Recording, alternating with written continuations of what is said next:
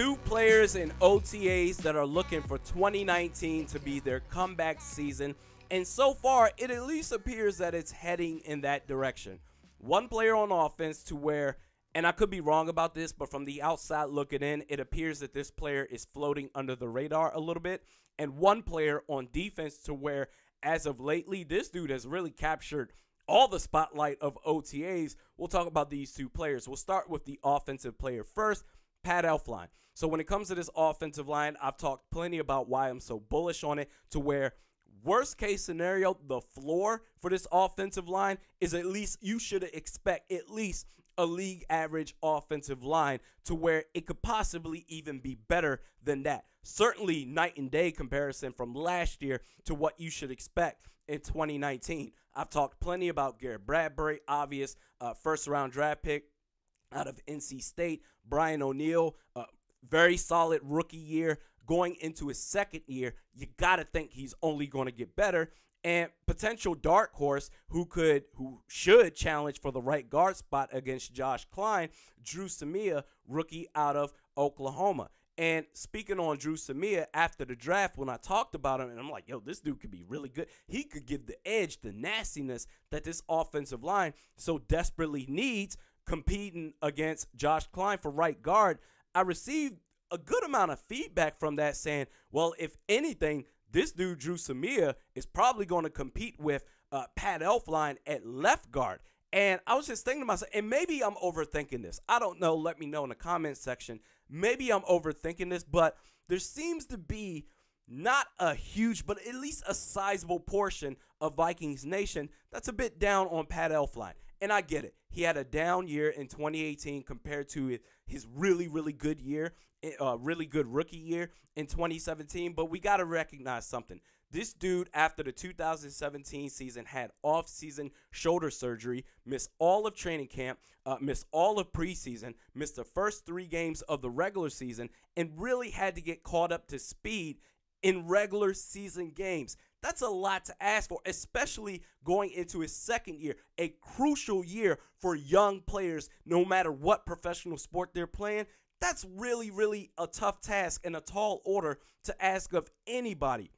And you got to think, okay, so I work out a lot. I do a lot of intense workouts. I do Insanity. I do MMA training, and I play basketball. And I would guess probably once out of 12 to 18 months, I go through a lull period, whether it's mismanagement or bad time management or something just comes up. And maybe it's a bit of excuses, but life happens sometimes to where I'll consistently work out for a year or a year and a half. But then about 12 to 18 months, every 12 to 18 months, I go through a lull period where I stop working out. There's just too much stuff going on to where all of a sudden, once I get back into my workouts, I think to myself and it's stupid, but I try to get back and I'm like, oh, I'm about to pick up where I left off. It's all good.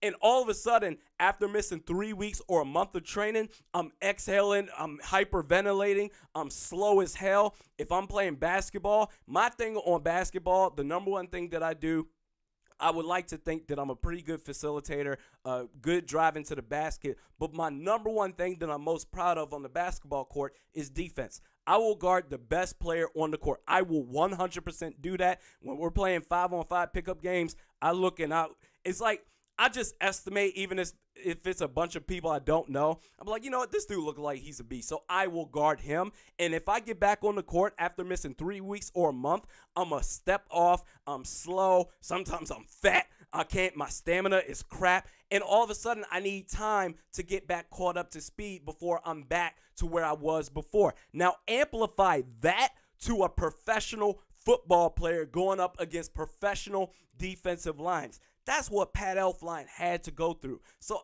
and believe me, if a dude is playing like crap and there's zero excuses, y'all should know good and well that I'm going to call that dude out. But I think we got to be really, really fair here with Pat Elflein. He's 100% healthy. He's participated in all of OTAs. That is a great sign for Pat Elflein. I expect him to have a huge bounce back season in 2019. And then the defensive player, Hercules Matata, I want to get this dude's name right.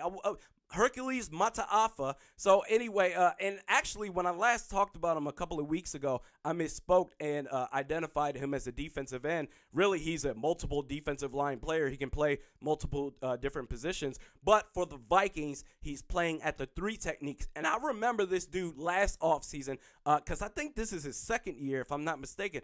This dude last offseason, there was so much hype around this dude. Oh, you don't even know. This dude coming out of Washington State, this dude's going to be a beast. Oh, my goodness, Mike Zimmer loves him. I'm like, okay.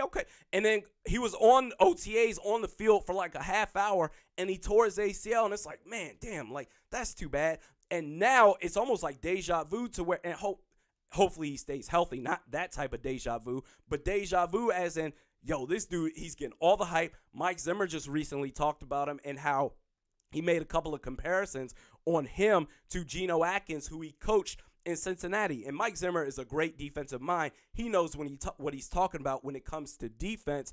And so I'm excited. I am looking forward to seeing what – now it's OTAs right now, so there's not much contact allowed. But I want to see this dude in the preseason. I think training camp will get a better idea, too, where contact is much more allowed then, or where you can lay the wood out there. But preseason, and eventually, if he can be a rotational player, because now, if he's really as good as what I remember him being hyped up for last offseason and what he's being hyped up for right now, you got to think playing the 3 technique is like, oh, maybe he can compete with Shamar Stephen.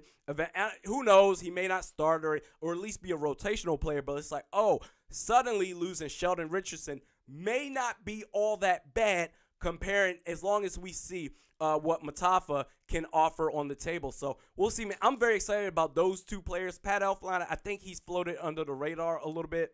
In fact, I think the only news about him as of lately is Garrett Bradbury's playing center, which means Pat Elflein is going to move to left guard, which was completely expected, but he's healthy. He's healthy. And now he'll be ready for the regular season. And Hercules Matata, I want to see what Mike Zimmer is going, how is he going to use him? This is some exciting stuff. This is going to be a good year. I have this team going at 11-5. I'm very excited to see what those 2 players on the offensive and defensive line, defensive sides of the ball in the trenches. So that's some good stuff right there.